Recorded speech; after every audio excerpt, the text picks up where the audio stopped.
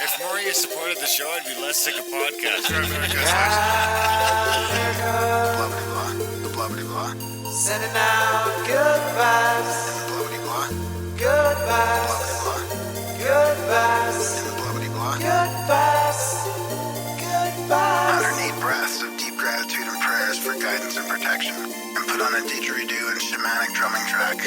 Shivers or vibrations and stuff like that.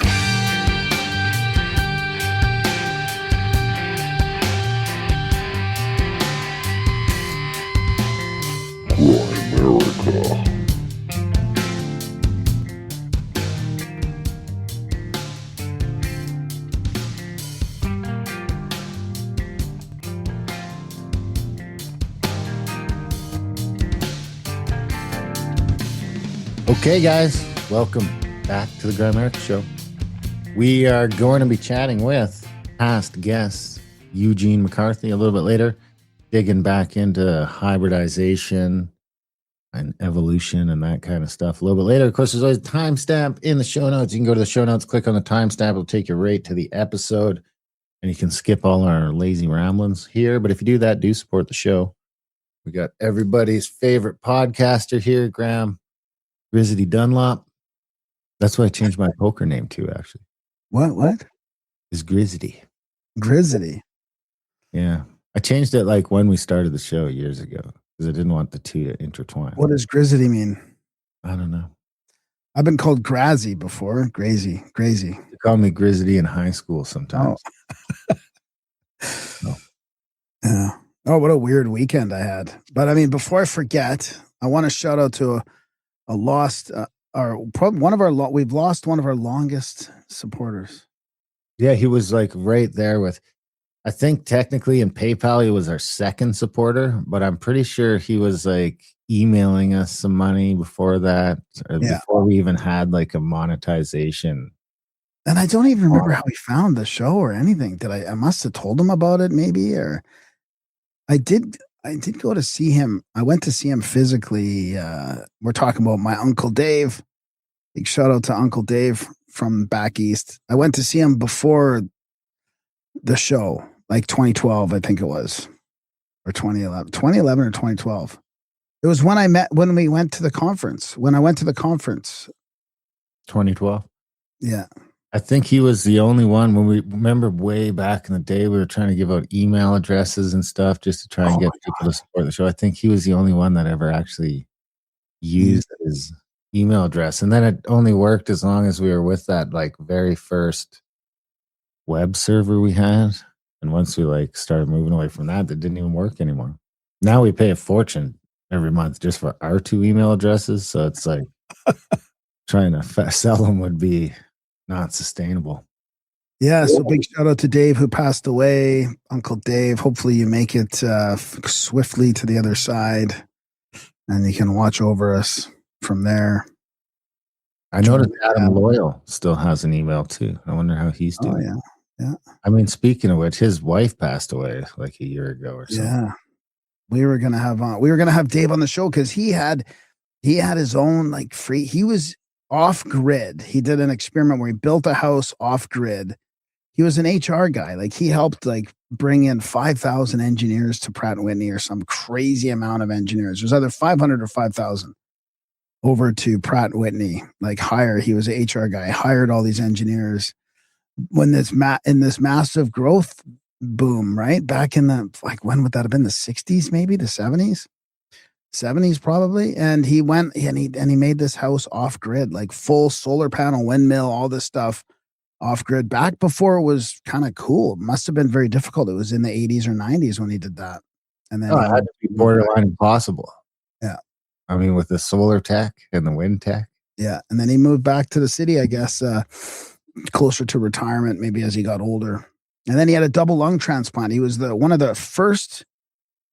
I thought he was one of the first, or maybe he's just one of the longest lung transplants. And I thought that happened way previous to 2006, but I guess it was in 2006 I read in the obituary because I thought it was before my dad passed away, but my dad passed away in 2003. So, yeah. Interesting. Wild times. Yeah. Wild times. Well, he maybe is chatting with some past Grimerica guests up there. Yeah. Yeah, lots of past Grimerica guests up there. Probably a dozen. It looks like Nick Pope's next. Nick Pope's got the turbo. Yeah, he just put out a post basically saying he was done working and had conceded defeat. No way. Just like Scott Adams, kind of. Basically said, I don't want to hear about any alternatives or this or that. I mean, you probably get sick of it. Yeah. Drink your prune juice and fast. Yes. Yeah. I mean, I think if I was in that spot, I would try it all. I mean, you know. Might as well. Yeah. Might as well give her. So yeah, tough week. It's been a tough year for the Americans, but we can do. They're on the better side, having a better time now, hopefully. We are. Tough week for me and the Canadian hockey team too. Oh yeah, I was going to mention that because you just got back into watching hockey. No, just for the Canadian Olympics. Yeah. Well, and you were watching some other shit before, weren't you? The World Juniors. Oh, World Juniors. Yeah. I'm not into NHL, not watching professional hockey, but just as I'm playing again, kind of getting the bug and watching just to see, because I don't know half these guys, right? I've only heard of like a handful of names, so I don't even know who these guys are, but man, there's some talented people. And did you hear the synchronicity about the win? Oh, I think I had the clip for Roundup. Yeah. About the old movie. Yeah. I might be able to dig that up quick. Actually, I got it right here somewhere. Well, I got another synchronicity to tell you that just happened to me today. All right, let's see. You want to hear it? Sure. So I awake back to bed this morning. So that's the lucid dream. Like, that's the kind of when you wake up in the morning, but then you go back to sleep for a little bit. So this was happening this dream was happening after I'd gone back to sleep for a little bit after getting up to pee. Right. And, I was on a spaceship and we were being attacked and I was on a spaceship and I was trying to use the intercom and the intercom wasn't working. And then I was yelling orders for everybody to do the dissipation, right? This is the weird thing. I was like, do the dissipation. The dissipation has to be done, right? I was like, what is that? I don't even know what that means. But there was a bunch of like defensive maneuvers we had to do in the spaceship to stop it from being taken over, right? Can you following me still? Yeah. I just started watching The Expanse again. So then I'm reading this book and I'm just taking a break. Like, because I make mistakes and I have to take breaks. I was narrating this book called The Law, which is going to be amazing when it comes out, from Bastia. And I'm thinking in my head, my dream comes back to me, right? And I keep thinking this dissipation keeps coming back. Dissipation keeps coming back, my dream. So then I get out of my head and I get back to reading the book. And in that next sentence was the word dissipation. Really? I'm like, what are the chances that odd word would be in the next sentence after I had stopped and rested? I wonder if I should search it right now just to see what the sentence says. You might have pre-read it. No, I don't think so. So it says, when all men are equal in wealth and dignity, and when the laws leave no hope of disturbing this equality, how can men then be agitated by greed, ambition, dissipation, idleness, sloth, envy, hatred, or jealousy? I'll find a way. That was a quote from Condillac. What a good book. Well, I think I have the clip here. I haven't proofed it yet, so hopefully it's not. Yeah, this is it, I think. Yeah. A disaster. I watched it with the volume off. Okay. So no, it should be good. This has to be one of the most unbelievable things in sports history. What if I told you that Jack Hughes' goal was 46 years in the making? What if I told you that Jack Hughes was cut from Team USA? This is fucking insane. Now, Team USA wins gold on the 46th anniversary of the Miracle on Ice. It's absolutely mind-blowing. Everyone knows the movie Miracle. Look, you know Miracle? Oh, yeah. Do you know what happens in the 51st minute of Miracle? Something absolutely fucking crazy. Nothing to see here, just the boys practicing. Just the boys out there getting ready for the Olympics. Unbelievable movie. Best movie of all time. Now, right there, can you tell me the name that was just cut? Did that say Jack Hughes? Can you tell me the name on the tape of the locker being ripped off? Jack Hughes. Who was the man who scored the game-winning goal 46 years later? Jack Hughes. Jack fucking Hughes. This is unbelievable. What in the Sim shit is this? I could have swore this was AI. Jack Hughes was cut from the 1980 Olympic hockey team just moments before the Olympics. They didn't cut Jack Hughes. They delayed Jack Hughes. This all started with Jack Hughes and it ended with Jack Hughes. Jack Hughes walked so Jack Hughes could run. If this doesn't give you full-body chills, I don't know what will. Jack Hughes, born 1957, Somerville, Mass, played hockey at Harvard, came this close to winning gold. Jack Hughes, born in 2001, Olympic hero, gold medal winner. Right out of Back to the Future. It's unbelievable. Yeah, that's a good one. That's a good one. That's not bad, huh? Yeah. That was not too bad. So what do you think? You think it's a that's just Yeah. you sending me something.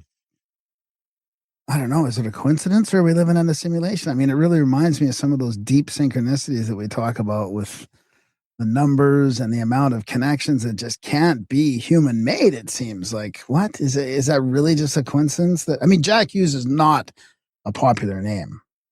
Isn't It's it? not like Jack Smith or John Smith or something, you know? I mean, or Richard Parker. No, well, Richard Parker, there was only two, I thought, right? Dick Yeah. Parker, who got Still, eaten. two dicks got eaten. That's still pretty amazing.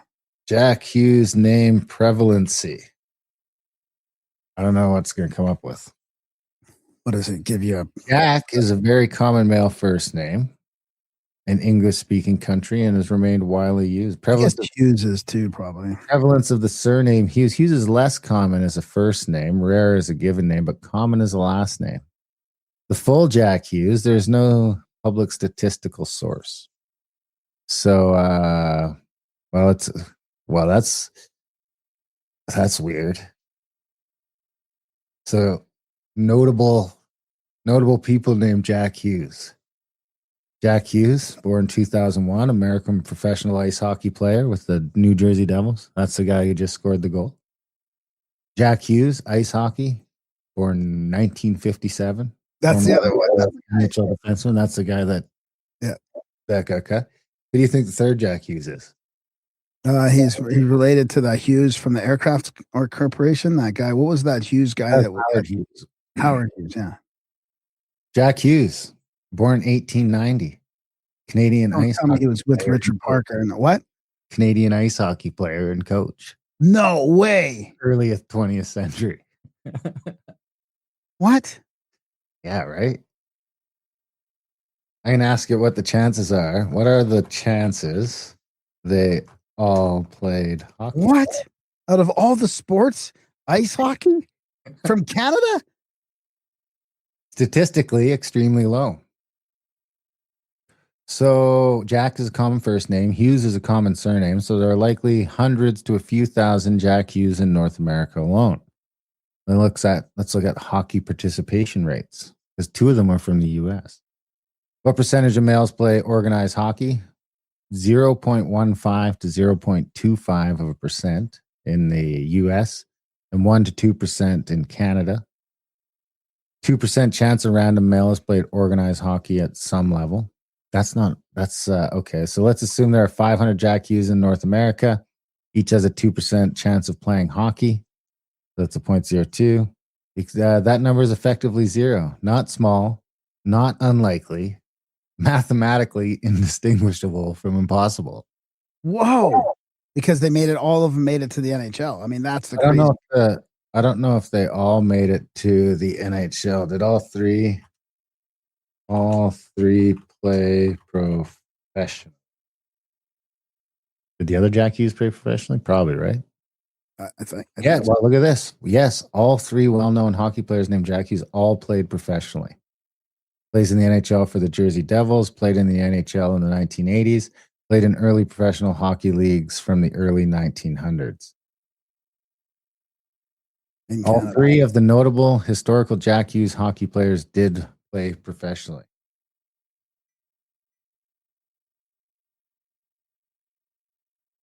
I'm going to ask if it skipped any Jack Hugheses. Checking. So there's those three. Then there's a Jack Hughes, a football player born in 1912. Jack Hughes, a soccer player in the 1930s. Jack Hughes, a rugby player in 92. All sports. That's crazy. Odds on 3 Jack Hughes in pro hockey. That's got to be less than 0.02, right?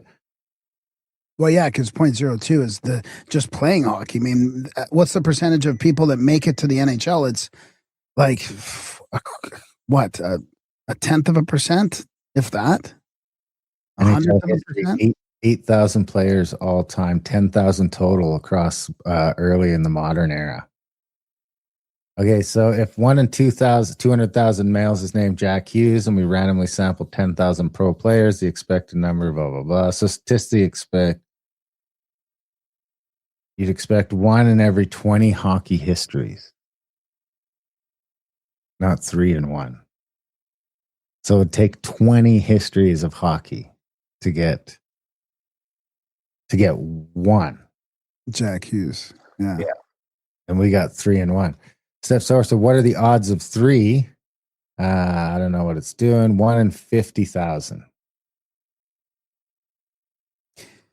Can you that's crazy. Did you hear about him, like him and his brother? Like he woke up and he said what his brother asked him. I'm totally just paraphrasing. I don't know the whole thing, but his brother said something like, "What are you doing?" He says, "Oh, I'm just visualizing like scoring the winning goal or something like that." Like he was dreaming about scoring the winning goal. Like he was apparently not nervous at all. He felt like, and the goalie felt like he was like stepping in the right spot all day. Like felt like he woke up super comfortable and he stood on his head.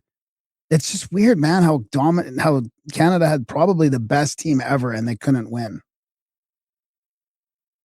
Yeah. They dominated, doubled their shots pretty much. They fucking missed open net after open net. It wasn't meant to be. It's very symbolic. I'll tell you. What were you saying? I did see Theo Fleury wigging out on Twitter. He was upset about the 3-on-3.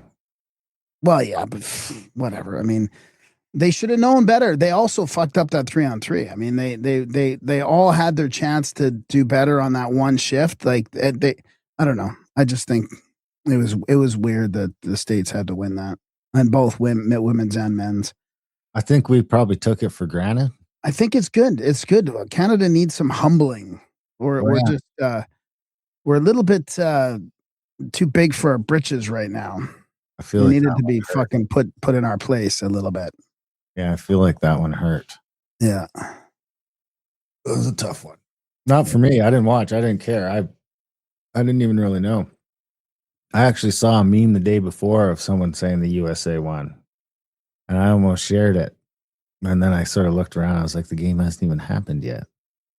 And then, of course, they won. And I couldn't help but just laugh because, I'm pretty much out of national pride. I don't really care. The Olympics seem to be a fucking sham anyway. It's all just a distraction. And, but it was funny. I mean, I couldn't help but, here's the breakdown of the Olympics. What are, other than lacrosse, which isn't in the Winter Olympics, right? What are the other 2 Canadian sports? Curling and hockey. So we get caught cheating at curling. and then we lose at hockey. So, I don't know. There's got to be, it would seem like there's some symbolism there. Or we're not the new Russia yet. It's not that heated, right? It can't be as heated as it was because I didn't feel it. Is that just because I'm in Alberta? But I didn't feel like the buzz, like it was probably going around in the 80s. Yeah. When it was literally like a thing of the Cold War. Yeah. How fake is the Cold War when you're playing hockey against each other? And now you're not allowed. And now now we can't. Now you're not allowed to play against them. Yeah. So who knows? We might even lost to Russia. Yeah. Right. I mean, I don't know how prevalent Russian hockey players are anymore. Oh, I saw somebody posted a lineup, and I don't even know what's going on in the NHL, and I recognize just as many names from them as the Canadians. Like, it looks like they would have a very powerful team if they played. Imagine if we all just got along. I mean, you could just have this super street right from America up through Canada. We'll build a bridge over the Bering Strait into Siberia. We go hunting up there. You know, probably be all right. You could do this like huge road trip without worrying about getting stabbed, maybe. Anyway, Let's not get political. I'm not getting political. I'm just saying there's nobody up there. You know what I mean? You could drive almost from here to Moscow and probably drive by about 50,000 people, if that. If that, right? The most people is going to be in Alaska. And then it's like almost nothing. I was watching a thing the other day where just that Yakutsk or whatever, that one town on the north shore of the northern Russia, Siberia. It's kind of over in Siberia. Dude, that's a 9-hour flight from Moscow. Wow. Yeah. Right? I mean, I can fly to fucking Italy in 9 hours or to South America. And you can fly across Russia. Well, Moscow is quite a bit west, really, when you look at the map.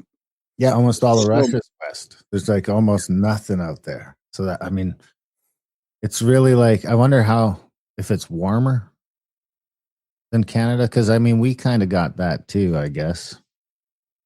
I haven't spent much time way up north, but that is sort of the last frontier, right? Siberia and all that sort of stuff. Should get to Alaska soon. I've been really humming and hawing about one day maybe doing one of those Alaska cruises. I'm not into boats or cruises. Especially recently with all your research on boats going down. Yeah, and it's always just a weird thing anyway, being crammed on that boat. But the Alaska one, I think you're sort of in right by the shore the whole time. You're not too far. You're not out in the open ocean. But I wouldn't mind seeing them glaciers do that shit. Doing the calving or whatever. That would be a pretty hot thing. So, yeah. So the other thing I was going to mention is, well, because we're trying to add a subscription for Gramerica Outlawed right into the podcast player, which Apple now supports, which maybe we might be able to do here somehow too. I mean, you wouldn't be able to choose your own number, but we might be able to make it so you could sign up for like $3 a month or $5 a month directly in your podcast player for this show, as well as a value for value thing. If that's something people are interested in. Oh, yeah. More people would support the show if we made it easier. So you didn't have to go to another website. You can just add it to your Apple bill. Because we have been doing this push to try and get everyone to sign up for $1 a month. That's the goal right now, is try and get all you signed up for $1 a month so that we can keep doing the show. We don't have to stop doing the show, and you guys don't have to stop listening. What's today? The 24th? The 17th. Oh, yeah. Okay. So here we are. So we do have, if you do support the show over at grimerica.ca/support, sign up for a monthly or make a one-time donation. We will consider you no longer a pleb in Grimerica. You'll become a noble and noble Grimerican, which would be great. Be fantastic.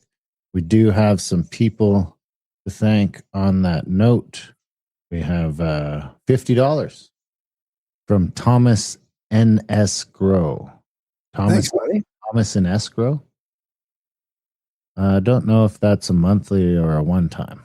It'd be cool if it was monthly, but it's a pretty awesome one-time too. I mean, that's way more than everyone gives us. Well, not everyone, but 99%. Thanks, Thomas. And then we got, I thought we had a few other ones as well. We got a shout out to Johnny too in Mexico before you forget to do the segment. Right. We had Keith Chabot signed up for $3 a month. Thanks, Keith. We had Monica Lansing did $26.06. I think that was a one-time donation. So thanks, Monica. That's like basically $2 something a month. So that's great. Thank you for that. Oh, I thought we had another one here. We got Han Bannon, $20. Again, I was through Stripe. It's sometimes hard to tell if they're one-time donations or monthlies, but thank you. And then we had a one-time donation from Daniel Hunt for $25. We got Yeah. Kyle Redman or Reedman signed up for $5 a month. Thanks. That's awesome. That's a good week. I mean, Yeah, if it's a very good week. we could snowball a couple months like that, that'd be pretty good. Like I say, if everyone goes and signs up for $1 or $2 a month, we'll stop asking. Don't want to sign up for a subscription, get a gift visa, send us $20 a year. That covers it. So anyway, like I say, we'll try and make it easier to subscribe. We'll try and make it so you can maybe subscribe right in your podcast player. But you can always go to gramerica.ca/support. You can sign up there. If you're on YouTube where some people listen, or you can become a member on YouTube. That works. You can sign up on Patreon. All those different ways. Support the show. So no excuse not to go out there, support the show, gramerica.ca/support. And we do, on that note, have a Lord, one of our Lords who's donated over $1,000 to the show over the 10 years. Lord Johnny from Ontario was down at Anarchapulco in Mexico. I think it was in Puerto Vallarta. Wasn't it in like Anapoco or something like that? Puerto Vallarta. Was it always there though? I think so. Wasn't Or it you like think it was in Acapulco, maybe? Yeah, I thought it.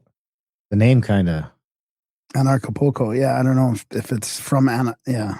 Now it should be like Ana Vallarta. Anyway, the day after the show ended, Puerto Vallarta, of course, erupted into anarchy. So I wonder if they consider that a win or not. But Johnny was stranded down there. Flight was thing. It did look pretty crazy. It seems like it's calmed down now. I got a picture of him next to a burned out bus. I know he mentioned that a couple of the people from the conference got were in a taxi on the way to the airport and they got robbed and pulled out. And I think the driver got shot because he tried to get tough or something. But Johnny said it was actually like those guys are pretty good at making sure all the tourists were off of things before they burned them. Even like the locals, they made sure the locals were off the bus before they burned it. So this is probably just like the taxi driver was hoping his taxi wouldn't get burned. But we were going to have Johnny on our Gramerica Outlawed Roundup today because he was supposed to be stuck there all week, but it looks like he's getting a flight out. Looks like they've managed to get him a flight out today now. So I don't think that's going to happen.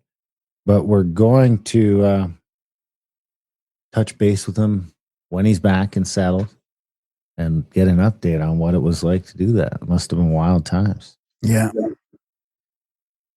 The other thing I found when I was poking around with the Apple backend, because Apple has this whole new podcasting backend now that didn't really exist before, or at least I didn't know about it, this Podcast Connect. So I found some reviews.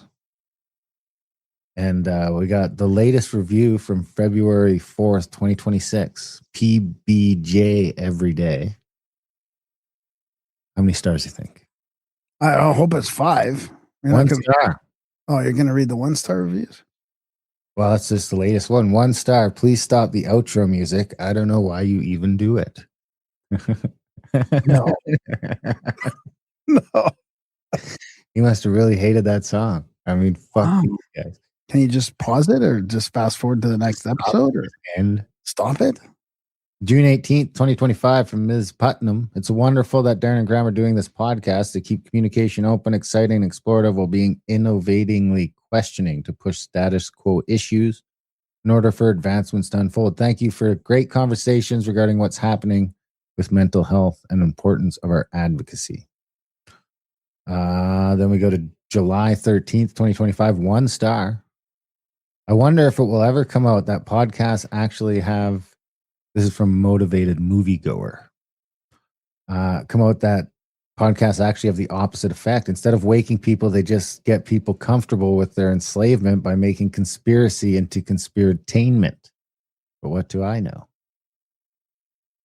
June 12th, 2025 from Advanced Potato, 5 stars. So thankful these guys are down to earth and open-minded. They don't take any creepy corporate dollars, no ads, just themselves being curious about life's mysteries. This podcast is an essential in the world of alternative theories, conspiracy, and truth. And then March 31st, 2025, music to my ears. Thank you. 5 stars. February 26th, David Icke, 5 stars. From J. Popsty, I mean, they're all 5 stars from that. Oh, here's a 1 star. Ugh, not good. Great guest, but the hosts are boring. 20 minutes of nonsense before the show actually starts. Well, there's a timestamp in the show notes. Anyway, is there another 1 star? There's a 3 star, I thought. Spotty performance. On some interviews and episodes, they are engaged and interested with insights. On others, they sound like they're the host. Well, there's 2 hosts. Sounds like they're asleep. Well, some of the guests suck. I don't know what to tell you. That's not true. We had pretty good over here. We've had some great guests, one of which is Eugene McCarthy. He's been on the show before, I think like 10 years ago or something like that. And we were able to get him back for a follow-up, see what's new in the world of hybridization. And it's a good chat. Bit slow going. I don't think Eugene does a lot of interviews, but that's what makes it fun. You have a bio? Well, he's from macroevolution.net, Eugene M. McCarthy, Ph.D. in genetics. That website's got all his original work and stuff, but he's also published a bunch of books recently. I'm just going to click on, there's a link in the show notes there for the Telenothians, an inquiry into the limits of hybridization. That's volume 1. And then there's a couple other volumes as well.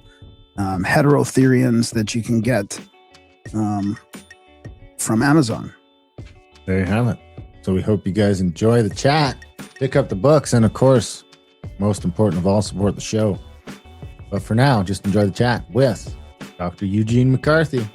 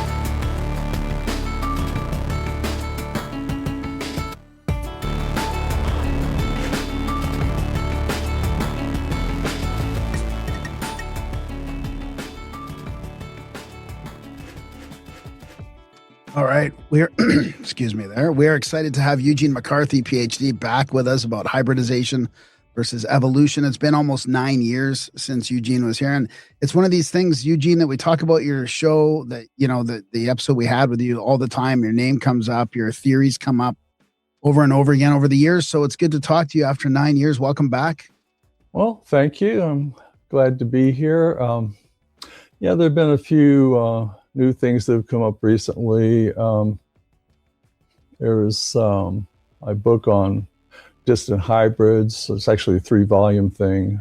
It came out last year. And also recently there was a paper that I put out with information on analysis I did of the human genome. But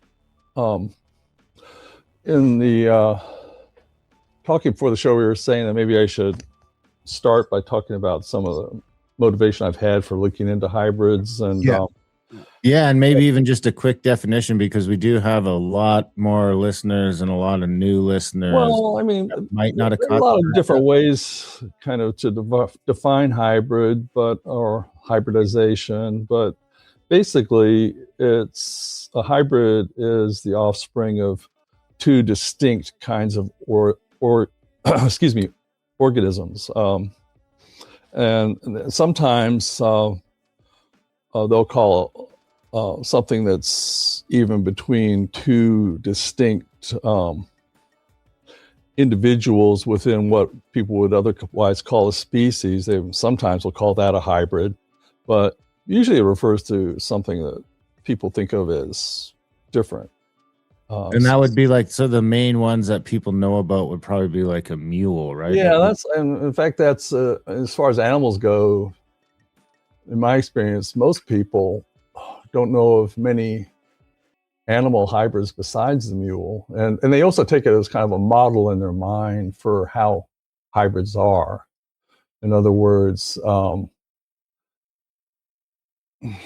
well, mules are among the most sterile hybrids. I mean, they produce very few offspring, although there are documented offspring from mules, at least female mules.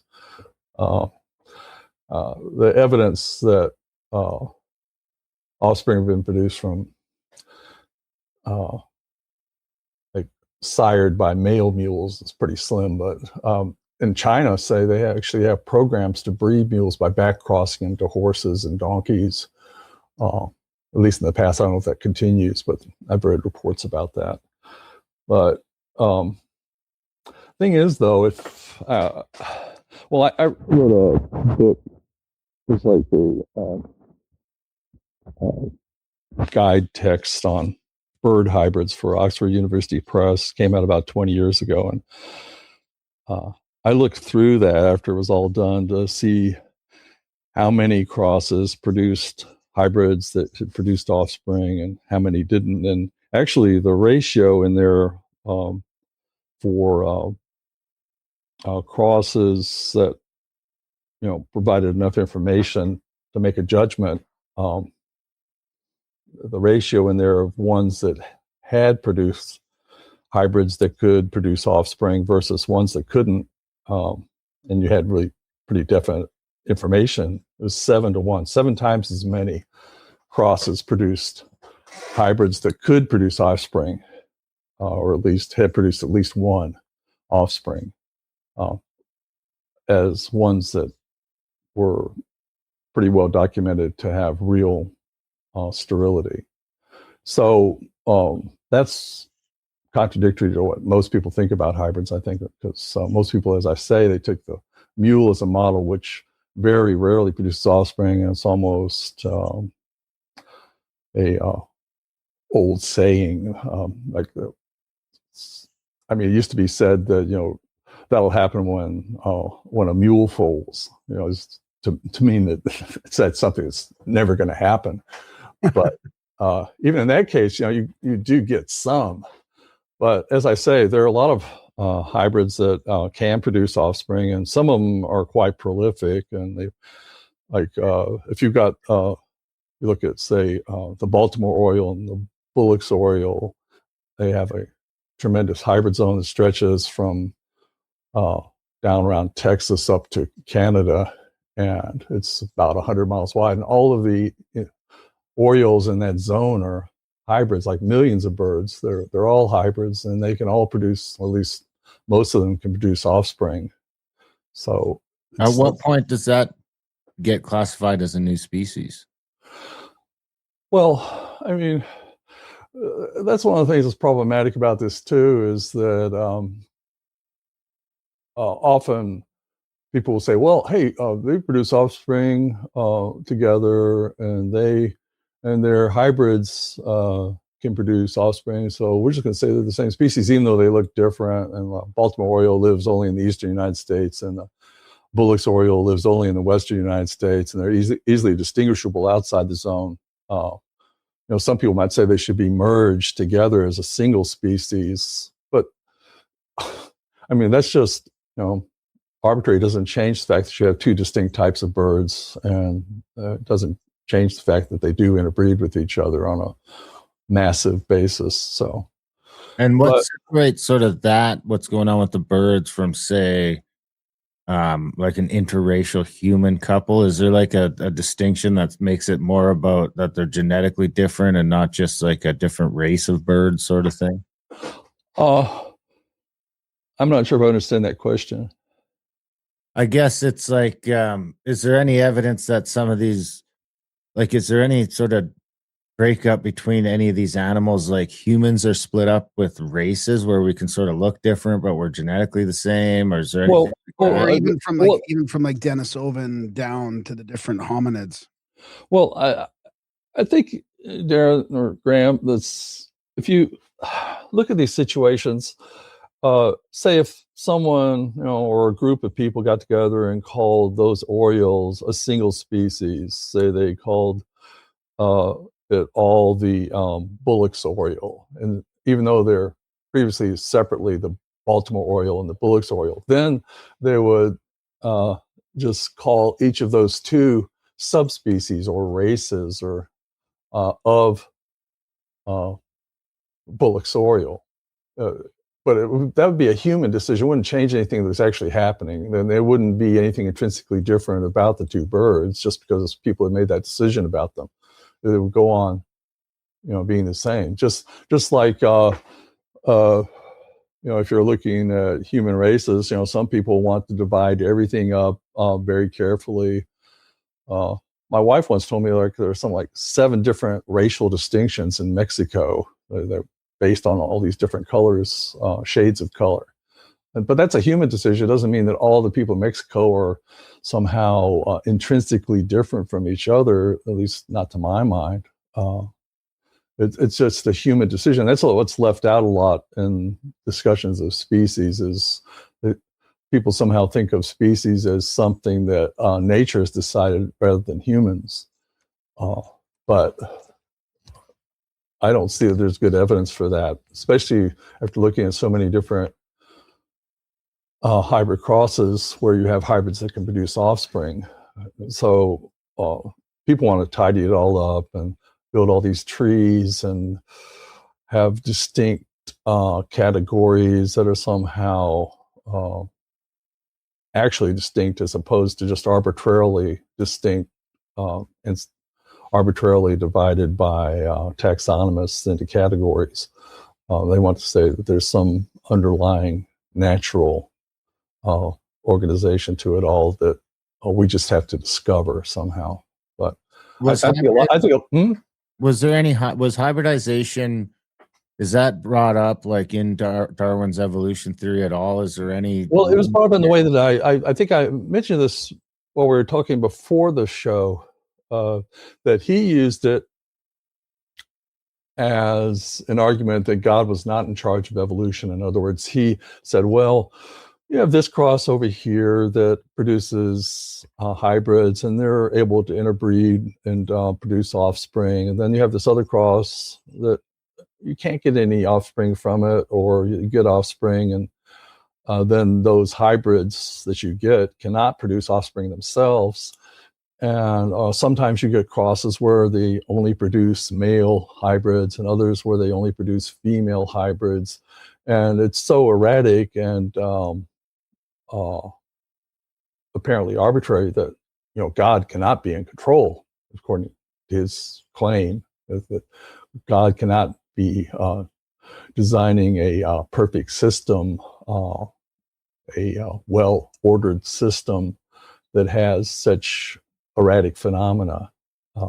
And so he said that because of that, God was not in charge of evolution. At least there was an argument against the idea that that God was in charge of evolution. And so, but he didn't use it in the sense that I have argued, and that is that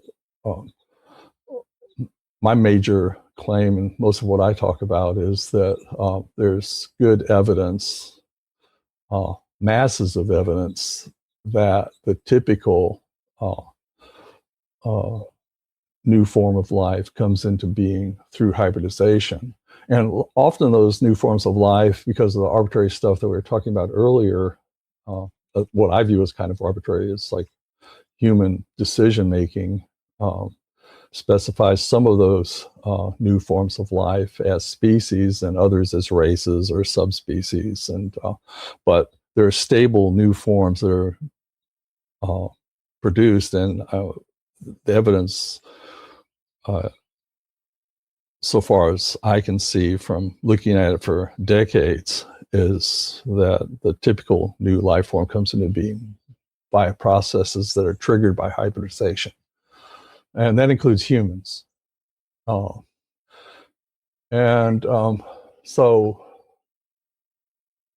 was talking also before the show about how I early got interested in human origins and the prehistory of humans. And just I gotta get a drink of water before my throat dries out.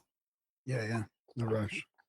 And so this stuff where I was in my teens and I read Origin of Species and what Darwin was saying about hybridization, it was contrary to what I was thinking or my notion of what hybrids were like. Like I didn't think that they were ever fertile. I didn't think that they ever occurred in a state of nature. And since Darwin gave lots of examples where they did those things, I started thinking, well, what happens to these hybrids that are being produced all over the place? Can they be the source of new forms of life, species, whatever you want to call them? And I started investigating that. And one way that I investigated it was, since I was interested in human origins, I was thinking, well, maybe humans are hybrids if there are a lot of new life forms that are produced by hybridization. And so I started investigating that topic. And the way that you generally, if you look at any kind of hybrid that you find in a state of nature, you don't know what its parents were. They have ways of identifying. We can, Eugene, your audio's down. I don't know what happened to your mic there. Well, I'm sorry, my microphone fell off without me noticing it. So how far back should I go? Just about 20 seconds, 30 seconds. Well, anyway, I apologize. Anyway,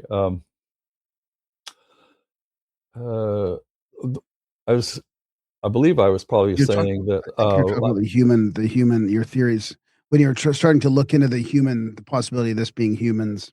Yeah, well, when I started looking at the possibility of humans having had a hybrid origin, I went about it in the same way that I had seen in the various things I read about hybrids, where they got a bird or some animal where they thought it might be a hybrid. They have methods for determining whether it is and what its parents might have been. And generally speaking, historically, the method has been to look at the putative hybrid and then to see what animals it's similar to, and then to look for how it differs from them. So, like, say you find some bird in South Texas that looks kind of like a blue jay, and but it has some green on it and has a different kind of crest on it and various other features that don't fit with the blue jay. Then you look to see what other bird might have those traits, and then you find that, well, there's the blue jay the green jay that comes in contact with the blue jay in South Texas, and they recently reported, I think it was like last year, a hybrid of that kind. But now they go on usually to analyze the DNA as well, because that's another line of evidence that you can look at. Another way that people tell whether a hybrid is of a certain kind is they'll say cage the two putative parents together and see if they get any offspring that look like the hybrid. So anyway, the only thing that was available for me as far as humans go at the time that I was doing it, which was like 40 years ago now, was to compare human traits that were unlike what were believed to be humans' closest relatives, like the chimpanzee and bonobo.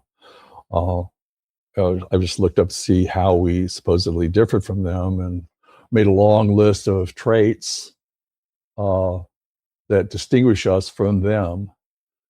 And then I looked to see what animal might fit those traits. And the result of that search was that I found that there was a very close fit to pig. Nearly all of the traits that distinguish us from chimpanzees and bonobos are traits that pigs have. And so I thought at that point, well, maybe we're pig chimpanzee or pig bonobo hybrids. And chimpanzees and bonobos are so similar that until about 1930, they were considered the same animal, but they were separated. And for quite a while, the bonobo was called the pygmy chimpanzee. It only lives south of the Congo River in the jungle there. And common chimpanzee is more widely spread north of the Congo. And if you look at really carefully at this pig ape hypothesis, the one that of those two that emerges as the more likely ancient parent is the bonobo, and then the chimpanzee starts to look like a bonobo that's been slightly influenced by pig traits, but only slightly. So would the idea be that basically you get one of these hybrids into the system and it's got such an advantage, like somehow you mix two things together, it creates a viable offspring that is not only viable, it's also got some sort of advantage, some sort of competitive advantage? Yeah, well, you could compare a human to a chimpanzee and see, whether you think you've got something better or not there. I think that in a lot of ways, as far as being smart, it's like we're a lot smarter than chimpanzees, and you can explain a lot of that by looking at pig anatomy, because they have a much better blood circulation for their brains, a much better cooling system, so they can. I talk about this a lot on the website. I have a long section about how gaining a vascular system such as that pigs have would aid you in growing a big brain. But this is where I think that it might be appropriate to link up with the new book last year, because that book is intended to meet with a big objection I've had to the pig ape theory, which is that you can never get a hybrid that's between two organisms as different as a pig and an ape. So a lot of people just hear that and they say, "Oh, that's not possible. It's ridiculous." And so for about the last 10 years, I've been collecting, I've been noticing already, like 20 years ago when I wrote that reference book on bird hybrids for Oxford, that there were crosses in there that were really pretty distant beyond what I would ever imagine would be possible, that had been reported, like say chicken and duck, which is one of the ones I kept running into a lot with that. In that book, I didn't really go into it very much, but I have since then collected many reports of that, and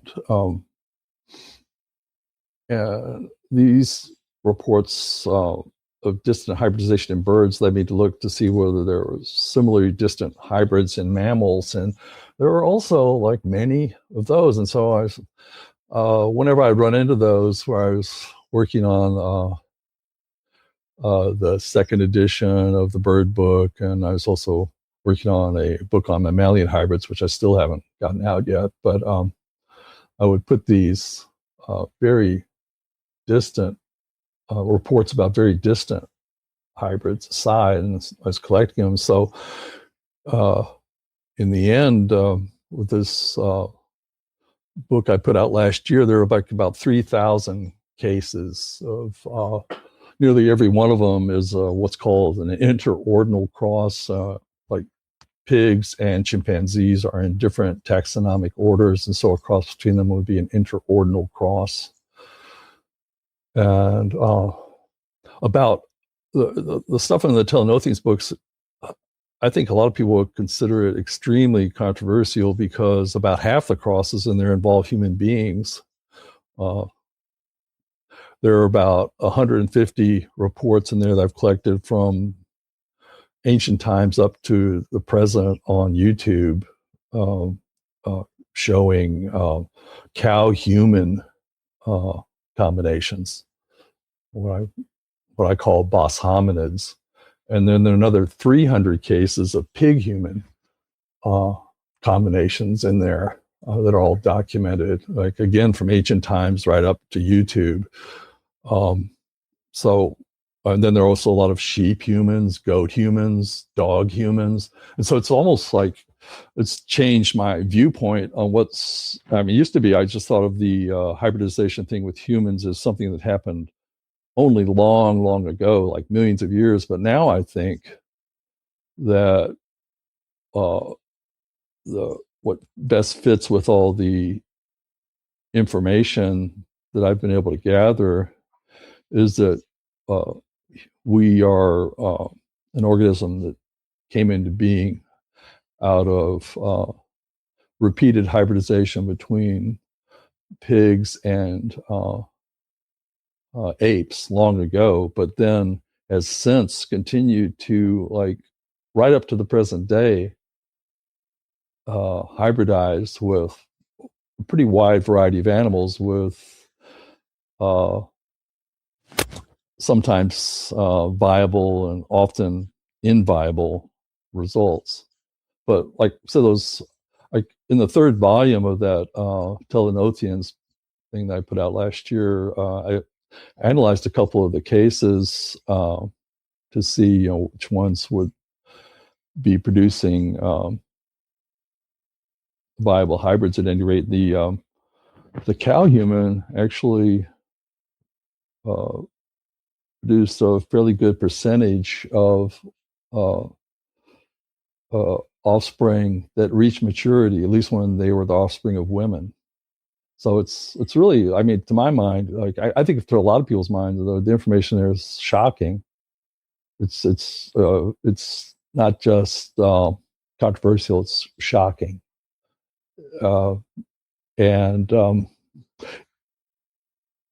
There's also evidence that some of these human animal composites were raised in families and were breeding back with the families or with other humans and so forth. And so this indicates to me that there's very likely ongoing input from other types of organisms into the present day human population that's going on in clandestine locations, like say out on the farm, in the woods, and it's still going on.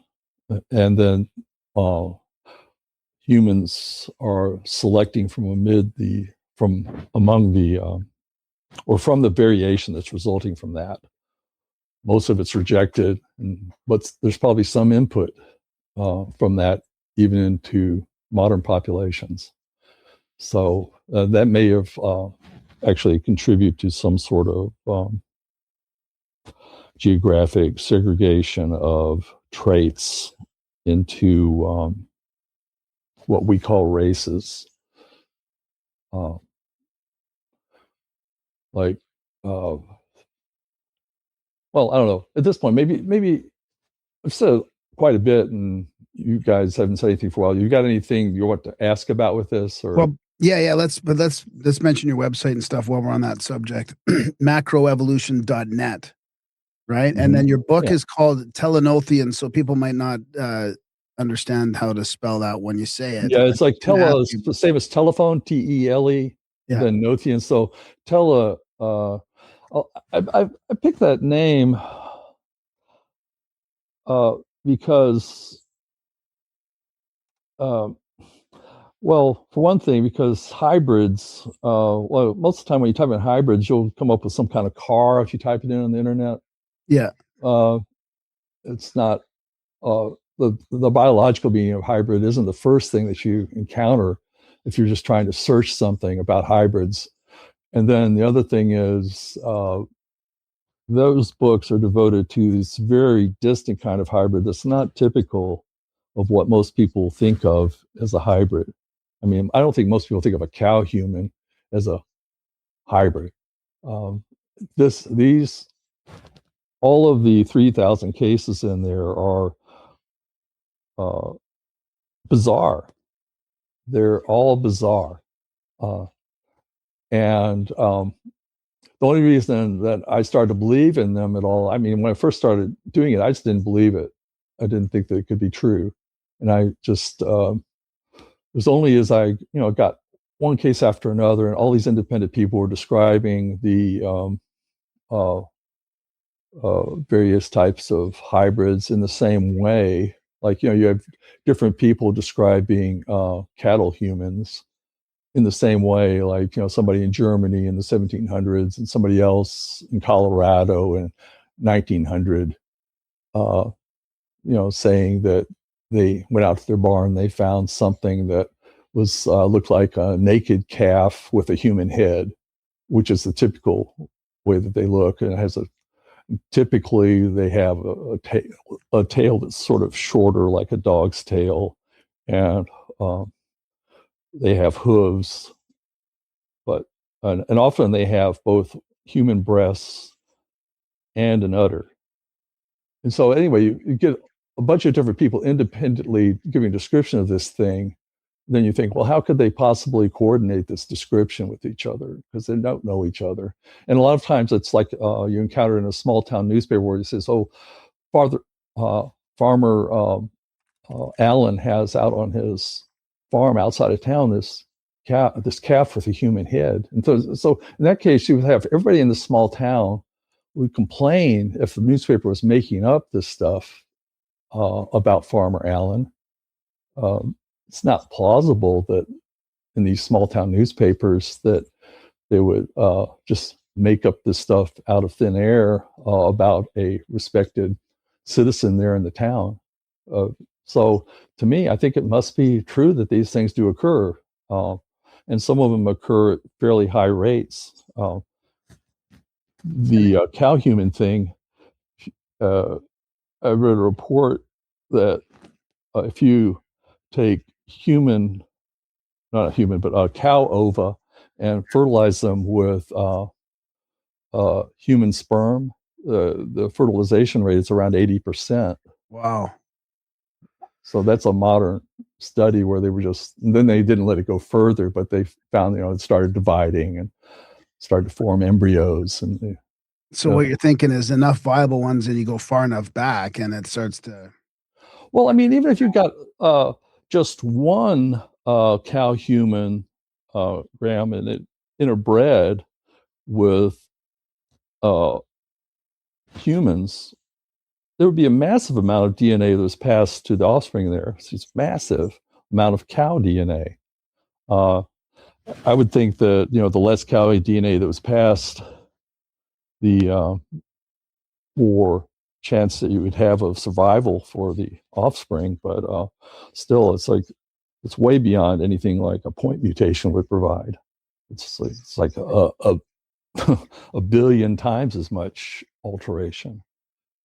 Well, and then you've got this sort of all these different hominids, even leading up to man, Homo erectus, Homo, and you've got evidence now that they were interbreeding the whole time to this finished product. Well, I have no doubt that they would, because I mean, like I think that in some ways, like most people, I don't know, it's almost as if they would think I was crazy or something, because they think that just this interbreeding between various hominins is hybridization, where for me, it's like it's almost a given that they would do it, because if you can like get something between a human and a cow, human and a pig, human and a goat, all these things. Like there was a birth pictured in Nigeria of this woman gave birth in a hospital to a thing that looked like,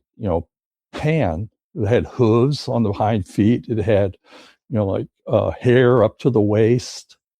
It looked like, the Greek thing, the statues they make of, the goat human god Pan. But I mean, if you can get things like that, then hominins are interbreeding with nothing hominins interbreeding with each other would just be like nothing. I mean, it's like just sort of a given. It's like be like two breeds of dog interbreeding, or I mean, if you get a dog with a human, if you've got a couple of different kinds of humans, obviously they're going to interbreed, to my mind at least. So it's this. If that's controversial, then this is like I was saying, shocking. It's most people will find it shocking, I think. But we do. And most people will reject it too. Most people will reject it. They will say, "This is not possible. This is disgusting.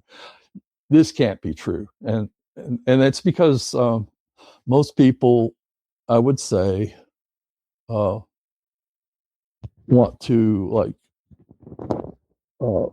embrace things that they already believe. They don't want to embrace something they don't believe.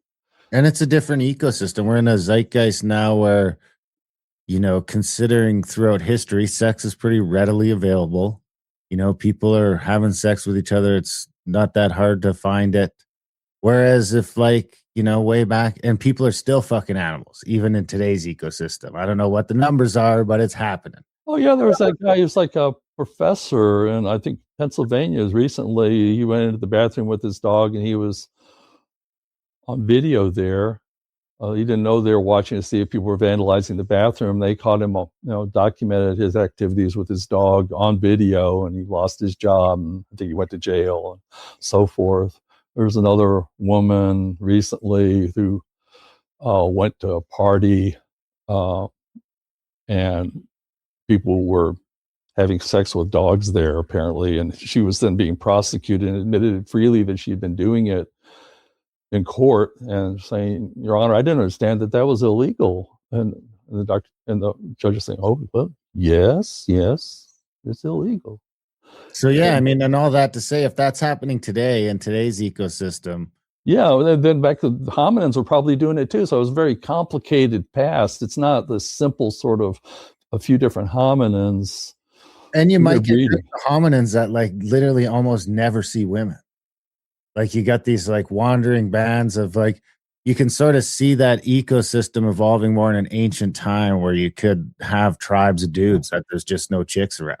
It's and nowadays it's still happening. So you can see that number just sort of goes up through. Yeah, or if you look at things like the Kinsey reports, they did that back. I don't know if you ever read any of that stuff, but I took all these sexual surveys back around 1950, and the section in there on what they call animal contact, which is sex with animals.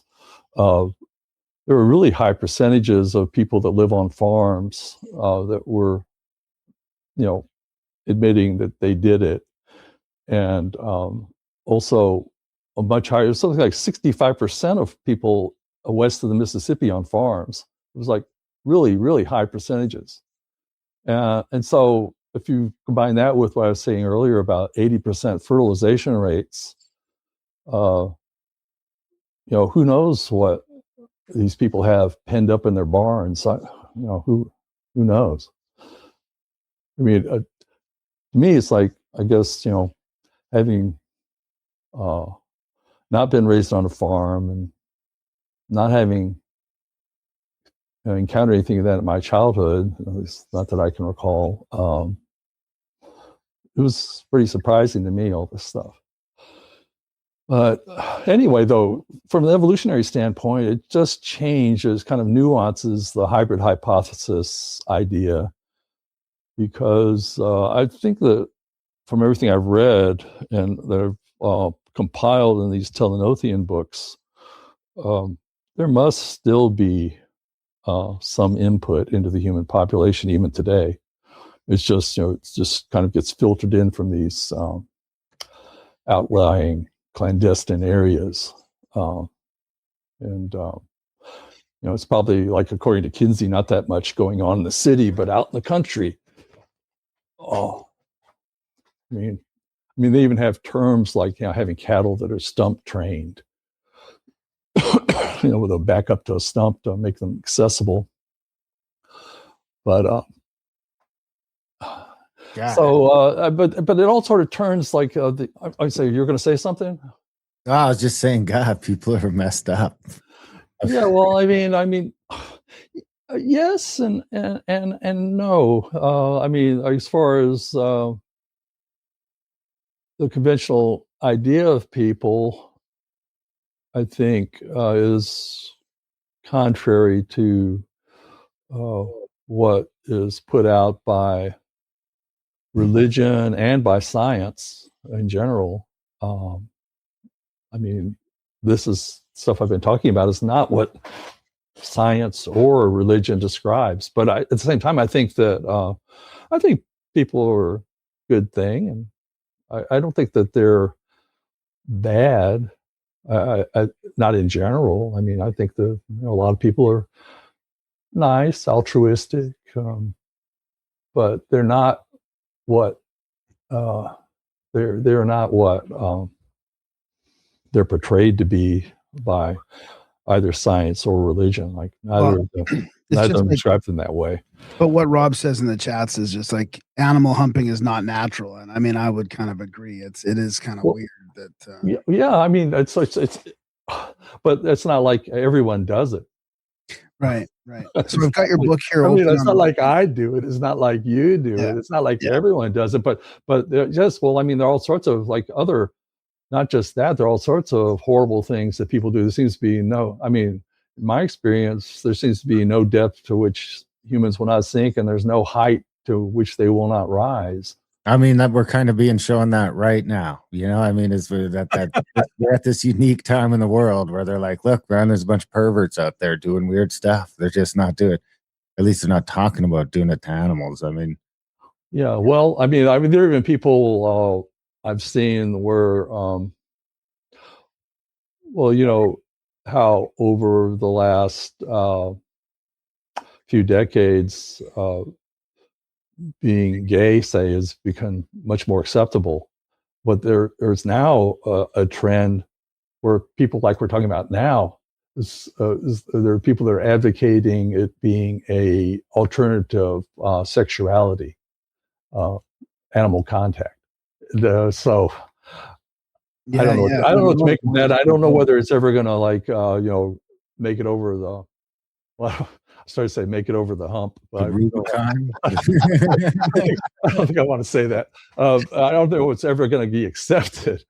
But there are people that are advocating, a psychiatrist or whatever, that are advocating. And it's heading in that direction. I mean, that's the one thing that we can say for sure is since we had you on a decade ago, it seems like back then to think that you could have a society where it wasn't taboo to have sex with animals seemed crazy even 10 years ago. But now 10 years later, you're like, man, I could play this forward another 20 years and see where this kind of thing is just sort of fine. It's I'm not saying. Yeah, I'm sort of wondering. I'm sort of like I'm sitting on the sidelines, sort of wondering what's going to happen there. But the main thing for me, as far as my work goes, is that it does look like distant hybrids definitely do occur, at least as distant as chimp and pig. Even more distant ones seem pretty likely. Especially the pig one, right? Because the pig is sort of that animal that is close next to the monkey. The pig's the one that sort of has the same skin. And it's like 10% of the 3,000 combinations. There in the Telenothians books, 300 out of 3,000 are pig humans. So it's the most common one. Let's just look at that. I got your book on screen here. So Telenothians, an inquiry into the limits of hybridization, volume 1, is that Heterotherians? Yeah, and that means those are all crosses that are within the same class. In other words, like birds are a class, mammals are a class. Yeah. And so like Heterotherians are like mammal with mammal or bird with bird, but different orders.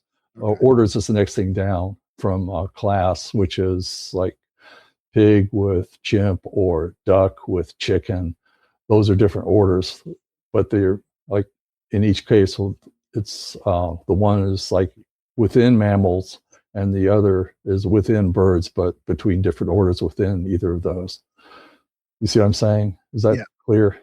Okay. So, but then the second book, which is not as thick as the first book, deals only with ones, or pretty much only with ones that are between different classes, like bird with mammal, or mammal with reptile, or so forth.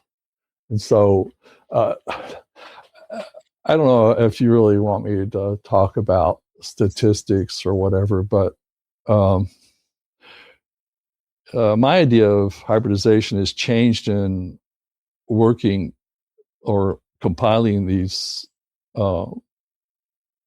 reports about Telenothians, because and one way that it's changed is that I used to think of I from all the information I compiled, I thought that humans definitely were some sort of chimp or bonobo cross with pigs, but I thought that was very unusual and exceptional and something that was very distant. But since then, in compiling all this, I found that it's really not that unusual to have such distant crosses. But you can what's important is maybe I shouldn't say important, it's a statistical thing. Like most of the time when you do what they technically call an insemination, like you put the sperm of a male into the reproductive tract of a female, if there are two different kinds, there's a predicted ratio for a given cross of how many of those are going to result in a pregnancy, and how many of those inseminations are going to produce a mature hybrid. And you can actually calculate percentages that are characteristic for a given cross. Like for like a turkey chicken, it's something like 1 in 1,000 inseminations produce a mature hybrid. But that's not the way I used to think about it, or I think most people think about it, is they used to think, well, you get this cross, it just doesn't work. Yeah. But what it is if you get a whole lot of inseminations, you'll get something in most cases, or at least in a lot of cases, where you wouldn't get it if you just did it once or twice or 10 times. But you do it 1,000 times, and then you can start to see that you do get something sometimes. So, I mean, like say, even like a closer cross like chicken and pheasant, I think is got to do like hundreds to get one mature hybrid.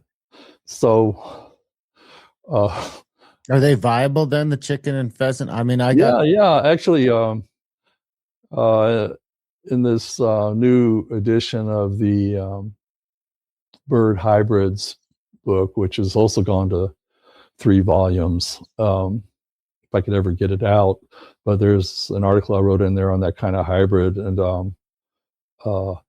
in France they call it a cocarde, and it used to be that it was like a special feast bird served to royalty that it's supposed to be like big like a chicken but tasty like a pheasant, and so those are in a lot of cases viable, but you have to you get a lot of inviable eggs for the few mature birds that you do get. You get a lot of eggs that never hatch. But they are viable. And then there are other cases where you just never or very rarely get viable offspring. I mean, as long as we're talking about Telenothians, like in the second book, and this could be like well, might seem like a crazy warning to a lot of ovulating women out there, but I would not advise, after what I've seen in collecting these reports, for women to go swimming in fresh water or anything but a swimming pool when they're ovulating, because there are a lot of very weird reports. Many, like one of the most common one in the second volume is either frog or toad humans, and those are almost all inviable, but they do reach they do reach birth, then they die, like 95 or 99% of them. There are a few that go on past that, but very few. And most of those are born without brains. They have spina bifida with their spine open all the way down their back. They look mostly like a human from the neck down, but from the face, they look like very frog-like in the face. They have very wide mouths that stretch back to their ears, bulging eyes like a frog. And so it's really pretty disgusting and terrible looking. And anyway, I think that a lot of people in the past, I mean, this is probably like 1 in 1,000 human births are of this nature. And so it's, if you look worldwide, that's like about 1 million births a year. And those could all be avoided. Those could all be avoided. What did you say there? It has to be less than that, no? No. If you calculate, it's well, there's this guy I know, friend of mine down in Puerto Rico, who recently read this, and he said that this that particular chapter on those, I call them hominurans. There's either reports about toad humans or frog humans. He said that that's one of the most convincing chapters in the second volume. It's like, very good evidence. Wow. But the thing is, if you look at many cases, as I've looked at hundreds of cases, and they're not all in the book. I just got sick of putting them in, but you see there's a spectrum from ones that are very frog-like to ones that are very human-like, and that the ones that are kind of in the middle, the most common type, is very similar to what's called anencephaly. It's a condition called anencephaly, and it's of unknown cause. But if you look at the distribution of anencephaly, you find that, say, in Florida, where people don't go swimming in fresh water because of alligators, there are very low rates of anencephaly in Florida. Or if you go to Japan and look at anencephaly rates in at Japan, where no one goes swimming where there's not a lifeguard, and so they don't go swimming in lakes and streams. Really? They have very low rates of anencephaly there. But anyway, you can look at that chapter if you ever get the book and judge for yourselves. But to me, it looks like it's real. And so it's like you have many women going swimming in many different bodies of fresh water, and you have billions of these anuran spermatozoa that are swimming there in the water, and they just swim right into their reproductive tract, and a certain small percentage of those succeed in fertilizing them, and then those go on to develop, and for the most part, they abort at about the 7th month. From everything I've seen, and then makes you think of the divine birth and all that too, right? Like this, these miracle, this immaculate conception.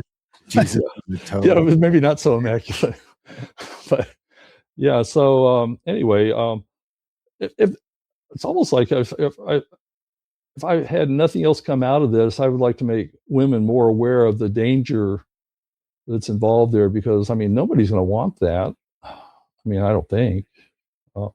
So it seems like a terrible thing to have to go through a pregnancy and then have something like that come out. It wouldn't be great. It's got to be hard on the self-esteem. But if anything, I think they should, birth defect societies or whatever, they should, take tissue from the anencefalic births and look Hang for on a the sec. DNA traces. There you There go. should be traces. Can you repeat that sentence? I said, if nothing else, I would hope that it would be an instigation for people at the various institutes that research birth defects to take samples from anencephalic births and to see what the DNA shows. But Right. it should be pretty obvious. The So- pigs is an interesting one to me because we've got a couple of. It seems to fit a bunch of sort of threads, fits a bunch of threads, and we've got a bunch of religions, not a bunch, but a few main ones that won't eat pigs. Not only that, it's Yeah, harder yeah, to oh, digest. yeah. It's harder to digest pork too for the human body. Like takes like 3 or 4 times as long, I think, than beef. Yeah, I think it's sort of like that thing in like The Lord of the Rings, where Galadriel's saying there are some things that should not have been forgotten, and this is one of the things that's been forgotten. It should not have been. I love it. But- So speaking of, not speaking of Lord of the Rings, but speaking of like, let's say orcs, which are like a hybrid. I think what were the orcs? A hybrid of dwarves and something. But any kind of evidence of? Did you come across any evidence of like black projects or secret labs doing hybridization of animals and humans? I've run across claims, but well, there's this guy who contacted me. I'm not going to give you information specifically about him because he's worried about his sister and this. But he had a sister who was working in a hospital well, I won't even say the name of the town, but it's in England, and she was president of the hospital when a woman gave birth to what appeared to be a goat human and had all these goat characteristics, and she was assigned to care for this a baby creature, whatever, after birth. And she refused to do it and was all shocked and like actually quit her profession over this. And so he contacted me with the information about it and gave a description. His description is in the volume 1 of what she told him. And but she felt a lot better after talking with me to realize that probably it was just some sort of strange hybrid, because she had thought it was like some sort of supernatural event or something. But anyway, the thing that brought me to this from your question is that he also said that he had an uncle who had been one of the first among the British soldiers to go into Germany, and that they went into a lab there where they were forcing prisoners to hybridize with animals, and that there are all these weird, horrible creatures there that they killed. And so that's just an answer to your question. Is that yes, I have encountered people claiming things like that, very weird stuff like that. But there are also like many accounts in the Telenothians books about discoveries that were made on farms and so forth, and made it into the newspapers or the media at the time. There's still stuff making it in now. I mean, since this book's come out, I've encountered about 20 more cases of various weird stuff. There's like another one that kind of pops to mind is I think it was 3 years ago in I don't want to get the country wrong. It's Central America. I think it's in San Salvador. Is it El Salvador is the capital and San Salvador is the country? Anyway, I have pictures of this creature in the book, but it's this guy claimed that this horse human, or I think it was donkey human actually, was foaled in the on his neighbor's property, was his child, and was contesting with his neighbor over guardianship of the so-called child, but it looks like, looks mostly like a donkey, but has like very human characteristics in the photos. And so that was not really something where something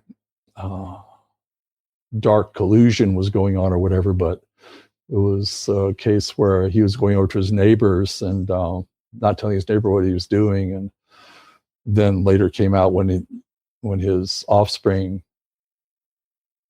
appeared, he wanted to get ownership of his offspring. So does that answer what you're asking? I'm sorry. Yeah. It just makes me think of the myths and the Minotaur. Somebody in the chat mentioned the Minotaur, and that fits. That actually fits with the things that I found in this book. Like one of the things that I found in doing that I don't think that really most scientists know about is that there's a polarity to the birth in hybridization, and most of the human animal births, like there's a very strong tendency, if the father is human, for the foreparts of the animal to be human-like, whereas if the parent is a woman, it's a much more of a tendency for the hind parts to be human.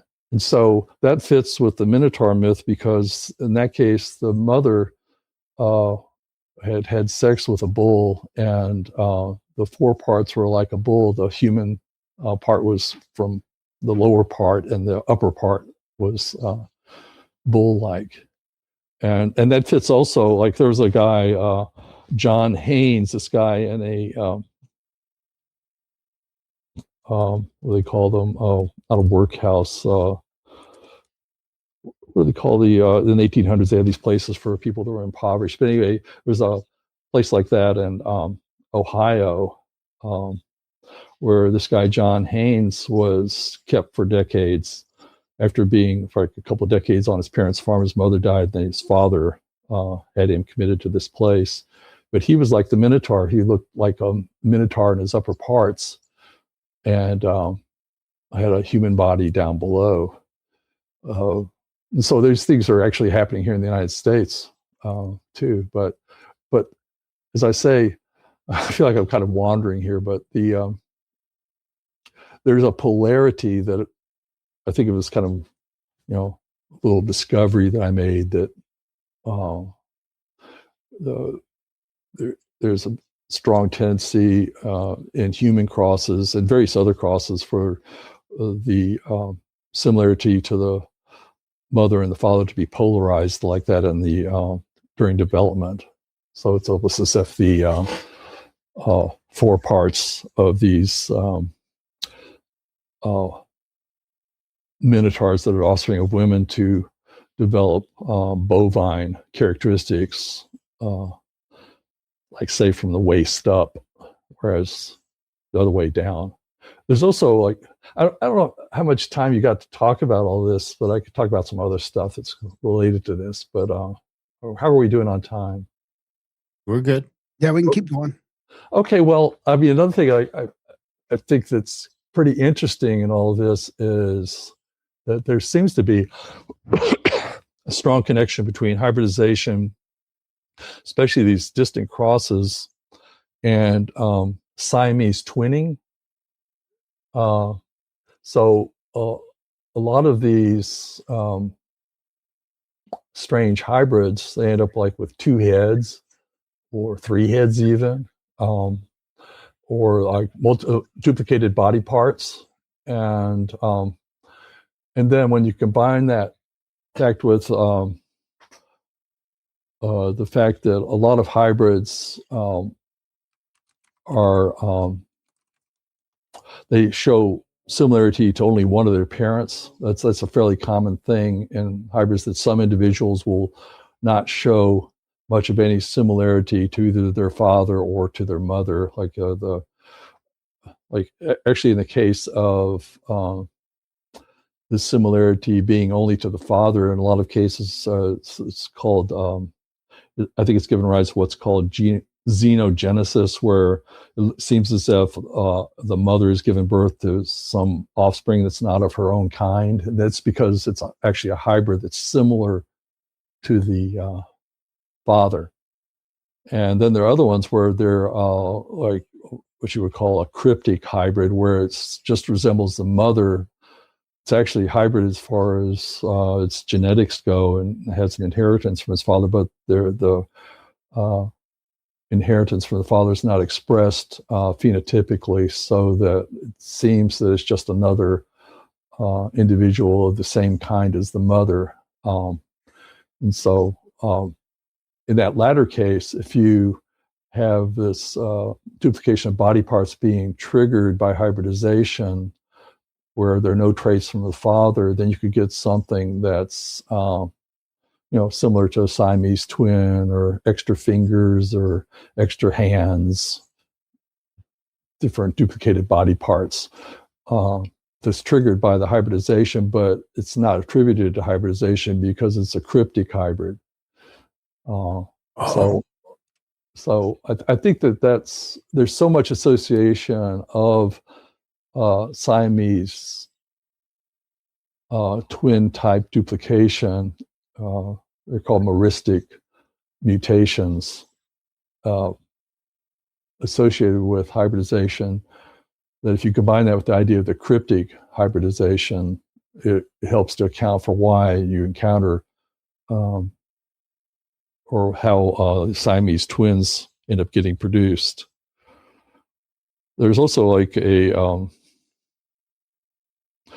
interesting phenomenon where just like one part of the hybrid will resemble the other parent, but most of it will like there are a lot of in the first volume. There's a big section on Jumarts, which are like hybrids between cattle and equids. So like either a horse or a donkey mates with, they mate with cattle and produce these offspring. And so a lot of those look just like a horse, except will have like one foot that's like a cow foot, like a cloven hoof, like a cow, or it'll have like two cloven hooves, or even sometimes like four cloven hooves, but the rest of them looks like a horse. Wow.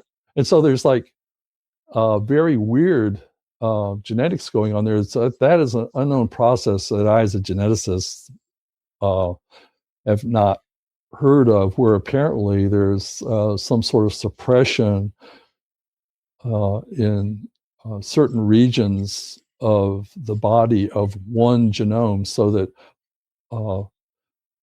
outside, say in this case, the hooves, the equid genome is in charge and governs development, but then in the affected hooves, the bovine genome is in charge. And so that as far as the presence of the genetic instructions, they would be there, because in a hybrid you get like half of a diploid genome. We get a haploid genome from each of the parents. So it's a complete genome that you get from each of your parents in the first cross. And so there are processes that can shut down entire chromosomes. These ZIS genes that can shut down, say, well, if you have women have what's called a bar body. It's like an X chromosome that's been completely shut down. One of the two X chromosomes at random is shut down, and that avoids them getting an overdose of X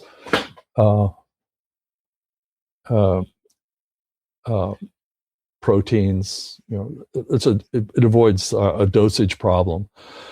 But because there are these methods that can shut down an entire chromosome, in that case, I think probably, at least my theory about what's going on, say, in this thing where you get one region, the genome's not functioning, say the cow genome's not guiding development in most of the body in this hybrid I was just talking about, whereas it is in the hoof regions. That would be done by a similar process to what's occurs with bar bodies, where you get not just one X chromosome shut down, but an entire genome shut down by similar processes, so that you could, well, I mean, to my mind, it would work better than having both genomes functioning simultaneously and pushing for a whole new species. Yeah, but as long as you could like regionally limit them like that, or like say if you go back to that thing where I was talking about with the cow humans, those those hybrids, it seems that it shifts over at the neck for the most part. The neck and also the skin is human-like, but the rest of it is cow-like. So that avoids conflicts in the systems. Where if you just had them like, if you mixing had together, the stomach in the core body. So well, I have a question then I haven't really been able to ask, but it kind of might fit in with your process that you're talking about here. It was from Rob in the chats, but have you ever heard about like the theory of resonance being part of this evolution, and like cymatics, like the Schumann resonance? Like, is that something that it's almost divine in a way, metaphysical for sure. So it might not fit in with your genetic theory, but is there a way that something outside of that we can physically measure might affect the processes of this, like, and create or stop it from becoming a like half hybrid and just the feed on one thing and something on the other?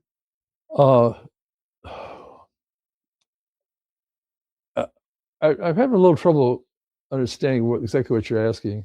Well, like different tones, different frequencies can produce different shapes in water, for example. That's like cymatics, right? Like, and there's a Schumann resonance to the whole Earth. So there's a resonance, a frequency to the whole Earth, and this changes and adapts, right? So there's theories that this resonance is deeper than we think, and it changes things more than we think. So some people think that, like even, for example, Rupert Sheldrake's morphic resonance, where like animals in another part of the world will learn something that they shouldn't be able to learn from some animals, in studies in another part of the world.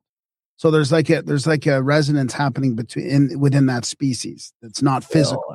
I guess all I could say is it could be, but you're kind of getting outside my realm of expertise there. Really, I just don't know what to say. I mean, I'm open to the idea. I just don't really know. I just don't know.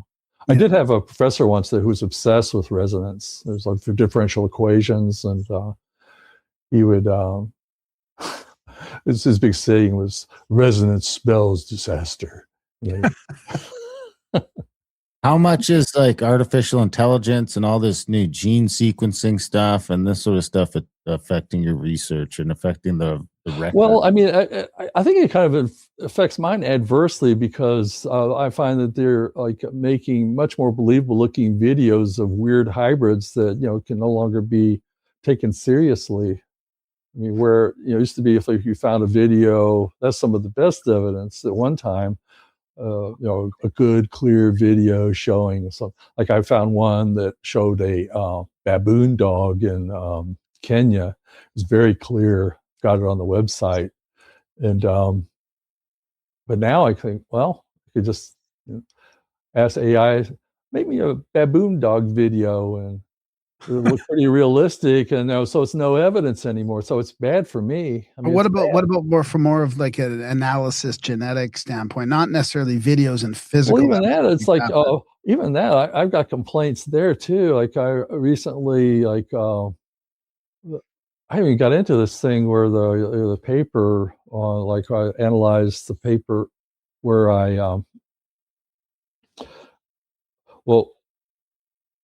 surveyed, like I took like more than 800,000 randomly selected big 40mers, like pieces of nucleotide sequence 40 nucleotides long, and matched them with the entire human genome and the entire bonobo genome to see what the match rate was. And the match rate against humans was 1.3% higher, which is the amount that humans, uh, in other words, that's the amount that by which bonobos and humans differ is 1.3%. Oh, wow. And so it's like, so essentially what the study found was that 1.3% all matches pigs, so they're all, it's like pig derived. That's what it shows. It's like, in other words, well, it doesn't show that. It's consistent with that. That's what I should say. It's consistent with that. That would be one explanation of how that could be, that you have all these nucleotides that are matching pig. There might be some other weird explanation that I don't know. And the other explanation that I do know is that there's been human contamination in the pig sequencing, because that happens a lot. It could be that because there's human contamination in the pig sequences that are used for the scan, which is a big problem now, because like a lot of the people that are doing this sequencing work on these various organisms are actually, shedding skin cells, or like they sneeze, and they end up sequencing their own DNA into what they think is the DNA for the organism, and it ends up in the data banks.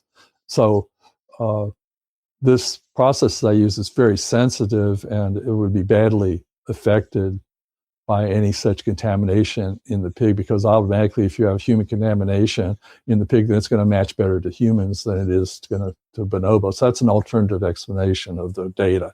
But if the pig sequences I used, if I could somehow demonstrate that they were not contaminated, then it would almost demonstrate that we were pig-human hybrids.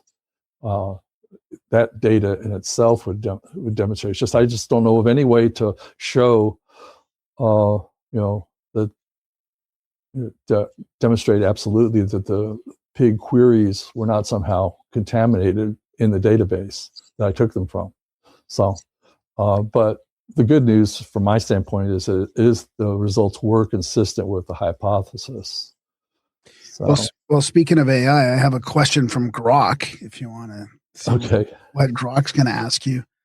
If your theory were widely accepted, how do you think it would reshape our understanding of human identity, ethics around animal experimentation, or even medical advancements like xenotransplantation? Well, I mean, the xenotransplantation is already going on. They're already doing a lot of transplants from pigs. I think it was last year they transplanted a pig heart into someone, wasn't it? Wasn't it last year? Yeah. But anyway, they've been transplanting skin and heart valves for many years from pigs. But as far as ethics, I think ethics and self-perception. I think the big way in which this theory affects that is that, the whole idea of selection, natural selection, survival of the fittest, it gives you the idea that it's just inevitable that, some categories of people or some types of people are going to win out over others, and that's just a natural process. And so that somehow makes it kind of okay to, it was what Hitler and the Nazis said there, that biology, that Nazism was applied biology. They said it was applied biology. And that's the aspect of biology that they're talking about, is the selection of certain traits that they judge to be favorable, and elimination of those that they considered unfavorable. And so in the case of this theory that I'm talking about, there's none of that, because you have, I would at least say there's less of that. You have an organism that came into existence a long time ago, and it's mostly what we call human, like a long, long time ago. And since then has apparently been dabbling with these other clandestine hybridizations that I was talking about earlier, that may affect things so that, some of these traits that are coming in that way do get selected against. But for the most part, this idea, the theory really tends to undermine the idea of such things as eugenics and elimination of certain races. And I was just going to say, did you ever think about calling the theory eugenetics? Eugenetics or Eugenetics? maybe new. Oh yeah. Well, that's like, it's like a lot of people call me Gene, so it's like funny name for a geneticist, but eugenics. Yeah, but no, I think that might cause some confusion. I think a lot of the stuff with eugenics has been really bad. Yeah, really bad. Could be bad press. Could be bad press. Eugene, this has been great. The site, of course, is macroevolution.net. People can get the books on Amazon. Is there any place else they can stay up to date with what you're doing? I mean, I encourage people to check out the site. Well, I mean, the book is not just available on Amazon. It's available pretty much worldwide on many different bookseller sites. But in the United States, Amazon is the easiest place to find it. And I would say about it that it's really just mind-altering to read it, because it's, I mean, 10 years ago, I would have considered the stuff in there to be miraculous, and now I just take it for granted that it occurs, because it just seemed impossible to me. Like, it was like fable or myth, the idea of the Minotaur, but now it's like something that's happening in Ohio.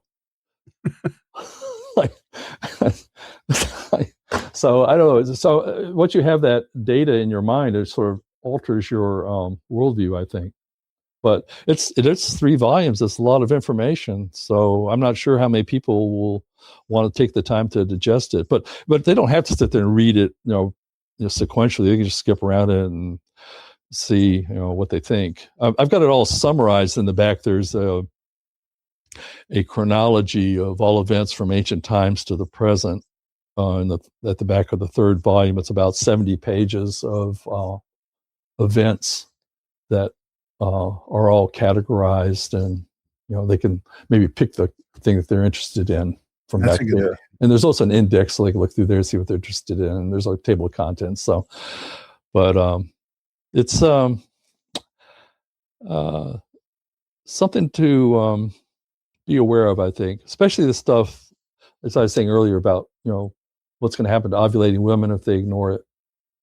It's terrible stuff that's going to happen. Absolutely. Eugene McCarthy, thank you for coming back on the show. We appreciate it. And come back again. We'll continue this as your work progresses. I think it's going to be interesting as all these new tools and things coming are sort of opening up the landscape a little bit. Yeah, and I'll try to figure out what's wrong with my computer on with my camera on my new computer. I'm sorry I don't have any video today, but such as it is. No worries. No problem at all. Somebody in the chat says they're going to go jack off into the river now. So I guess they're going to try to get some people pregnant by just leaving their semen in the water. Obtain some offspring. That's why they call it semen. So many jokes on this. So many. It's a good one. Eugene McCarthy, thank you for coming on the show. And thank you for having me. I've enjoyed it. And I'll talk to you later. Have a good night. And that was our chat with Eugene McCarthy, Ph.D., Hybridization and Evolution. It really does seem to be like a mix of the two, Yeah. At the end of the day. Big thanks to Eugene for coming to the show. Big thanks to you guys for listening. Of course, even bigger thanks if you're one of the people who support the show over at grimerica.ca/support. Keep the value for value model going and keep the show intact. Of course, check out grimericaoutlaw.ca for their podcast, where we're giving away a free month too right now. You can check that out over there and try out a month for free. See if it suits you. Check out adultbrain.ca for the audiobooks. Contact@thecabin.com for trips and events. And grimericacbd.com for gummies and tinctures. Other than that, we love you guys. Thanks for listening. And we will see you next week.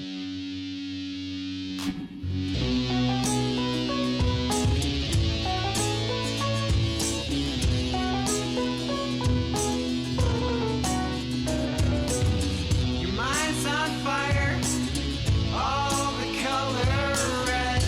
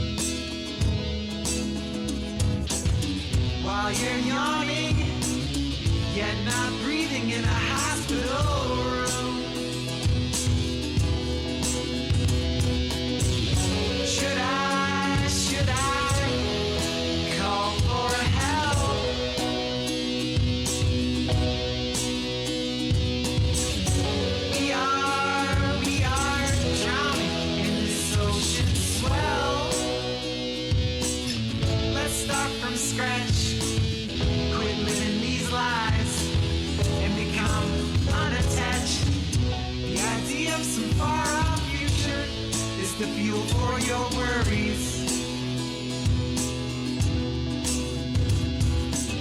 But for God's sakes, time is eternal. Please do not hurry. Please do not fret. Please act now in a way that doesn't lead to regret. Please stop smoking. So many